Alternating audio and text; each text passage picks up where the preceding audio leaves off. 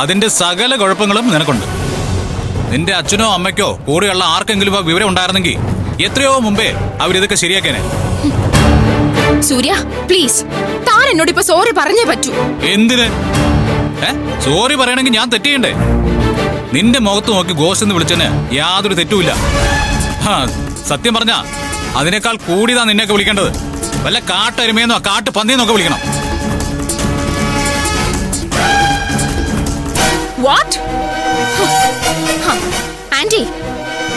ആന്റിയുടെ മോന്റെ ലാംഗ്വേജ് കണ്ടില്ലേ? എങ്ങനെ ആന്റിയുടെ വീട്ടിൽ താമസിക്കുന്ന ഒരാൾക്ക് ഇത്രയും വൃത്തിയായിട്ട് ലാംഗ്വേജ് സംസാരിക്കാൻ പറ്റുന്നേ? എനിക്ക് മനസ്സിലായി, ഇവളെ പോലെ ഒരുത്തിയുടെ കൂടെ താമസിക്കുന്ന ഒരാൾക്ക് എങ്ങനെയാ കൾച്ചർ ഉണ്ടാവുന്നത് അല്ലേ? വേണ്ട, ഞാൻ പറയട്ടെന്നെ. സത്യം പറഞ്ഞ ആന്റിയുടെ വീട്ടിലേക്ക് വർഷങ്ങൾക്ക് ശേഷമുള്ള ഈ തിരിച്ചുവരവ് എനിക്ക് വല്ലാത്തൊരു എക്സൈറ്റ്മെന്റ് ആയിരുന്നു. പക്ഷേ ഞാൻ ആന്റിയെ കുറിച്ച് പ്രതീക്ഷിച്ചതെല്ലാം കറക്റ്റ് ആയിരുന്നു. ഒരേ ഒരു കാര്യം ഒഴിച്ച്, ആൻഡ് ഇറ്റ്സ് യു. അല്ല, ഇവളെ ഈ വേലക്കാരെ വിവാഹം കഴിച്ചതിന് എന്തൊക്കെയോ പ്രത്യേകതകള് നീ ആന്റിയോട് പറഞ്ഞു എന്ന് കേട്ടല്ലോ. കം ഓൺ, എന്തൊക്കെ ഇവളുടെ സ്പെഷ്യാലിറ്റീസ്? അല്ല, എനിക്കറിയില്ല, എനിക്കിവിടുന്ന് പറഞ്ഞതാ. മോളെ ഹരിതേ, നീ എന്തിനാ ഇങ്ങനെ ആവശ്യമില്ലാത്ത കാര്യങ്ങൾ സംസാരിക്കുന്നത്? നോ അങ്കിൾ, ഇത് ആവശ്യമുള്ള കാര്യം തന്നെയാ. ഇതിപ്പോ എന്റെ കുടുംബം കൂടിയാണല്ലോ. എന്റെ കുടുംബത്തിന് മാനം കെടുത്തിയത് എന്തിനാണെന്ന് എനിക്ക് ചോദിക്കണ്ടേ? കം ഓൺ സൂര്യ.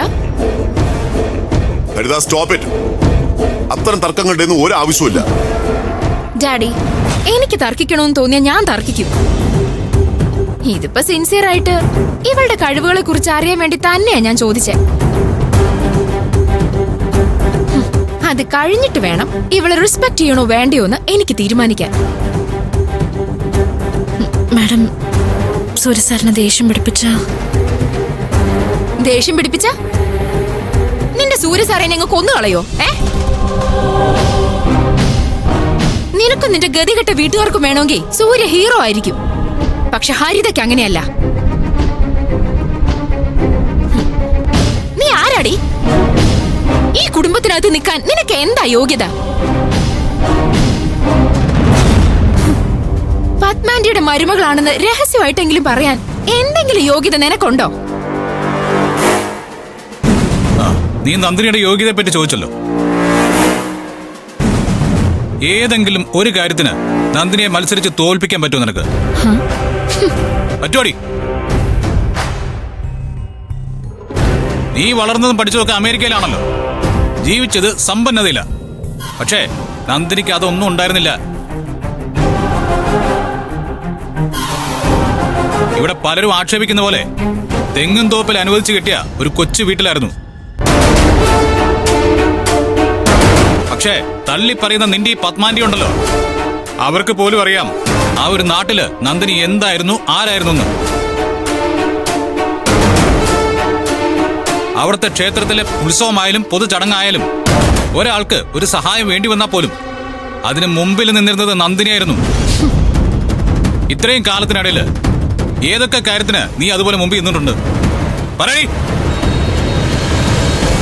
പിന്നെ നീയും നിന്റെ ഈ പത്മാന്റിയൊക്കെ ചോദ്യങ്ങൾ ചോദിക്കുമ്പോ തല ഉനിച്ച് നിൽക്കുന്ന ഇതേ നന്ദിനി നാട്ടിൽ പ്രശ്നം ഉണ്ടാക്കിയിരുന്ന ഗുണ്ടകളോട്, അവരോട് ഒത്താശ ചെയ്തിരുന്ന പോലീസുകാരോട് തന്റെ അടുത്തോടെ സംസാരിക്കുന്നത് ഞാനും എന്റെ കുടുംബവും കണ്ടിട്ടുണ്ട്.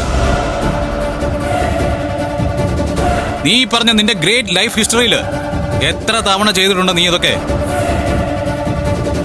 പിന്നെ കുറച്ചു സമയം കഴിഞ്ഞാ ഇവിടുത്തെ ടേബിളിൽ വിഭവങ്ങൾ വന്ന് നിറയും. അത് നന്നായിരിക്കും എന്നുള്ള കാര്യത്തില് എന്നെ എതിർക്കുന്ന എന്റെ അമ്മയ്ക്ക് പോലും സംശയം ഉണ്ടാവില്ല. ബിക്കോസ് അടുക്കളയിൽ ഇവിടെ നിൽക്കുന്നത് നന്ദിനിയാ. മറ്റുള്ളവരുടെ മനസ്സറിഞ്ഞ് വെച്ച് വിളമ്പാനുള്ള കഴിവ് അത് ഈ സൊസൈറ്റിയിലെ ഒരുപാട് പേർക്ക് കിട്ടുന്നൊന്നുമല്ല. അതിനെക്കുറിച്ച് നിനക്കറിയാൻ വയ്യെങ്കിൽ ഈ നിൽക്കുന്ന നിന്റെ അച്ഛനോടും അമ്മയോടും ചോദിച്ചു മനസ്സിലാക്കുക.